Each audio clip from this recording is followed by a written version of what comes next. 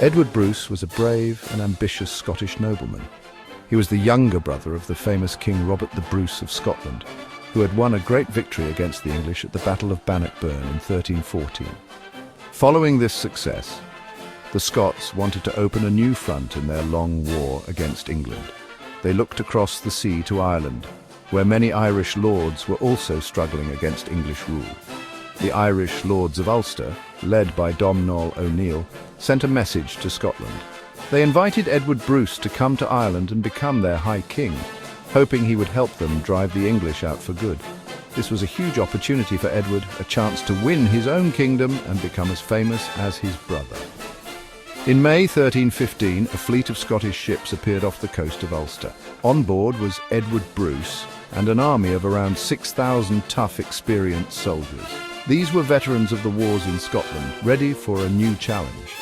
They landed at Larne in what is now County Antrim and were immediately joined by their powerful new allies, the O'Neills and other Northern Irish clans.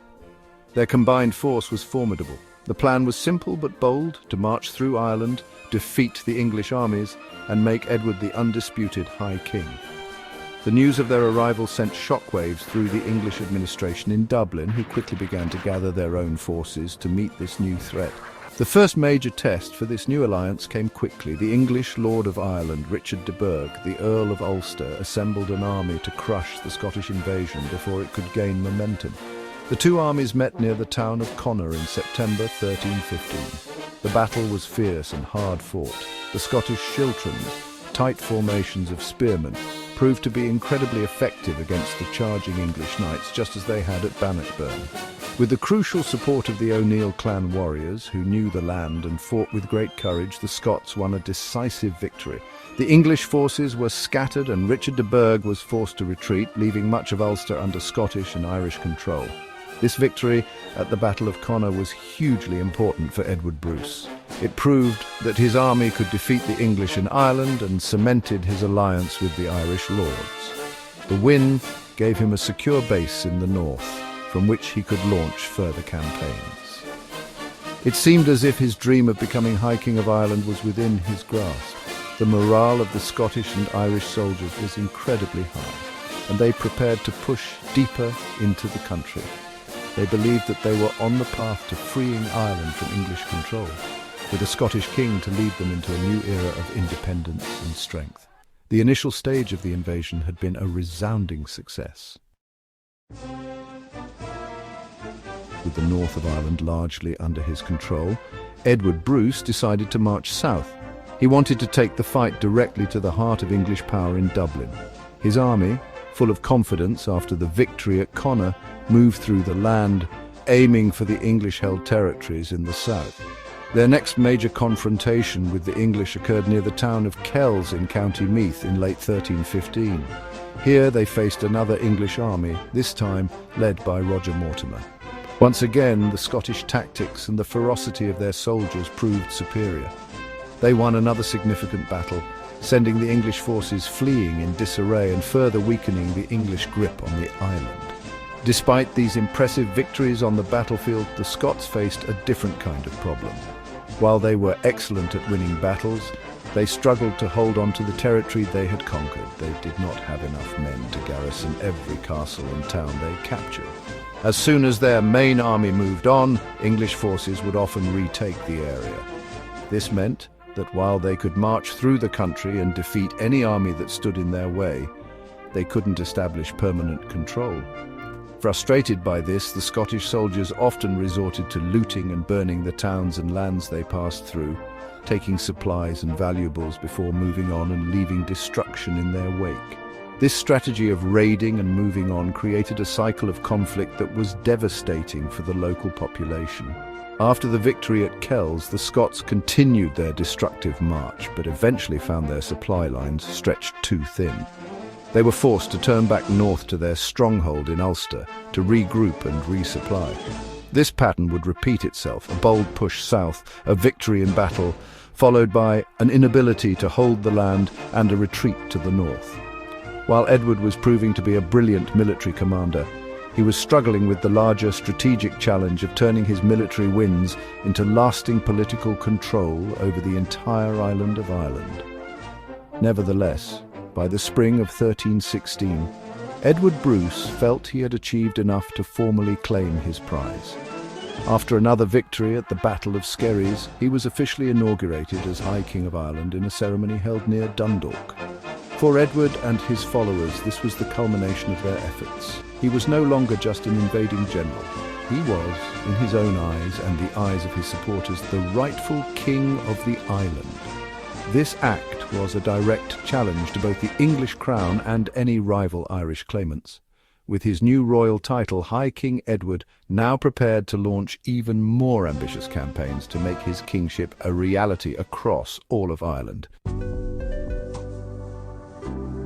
Now crowned as High King, Edward Bruce launched a series of deep and destructive raids into the heart of Ireland. His goal was to break the power of the Anglo-Irish lords and bring the entire island under his rule. His army marched far to the south and west, reaching as far as Limerick and Tipperary.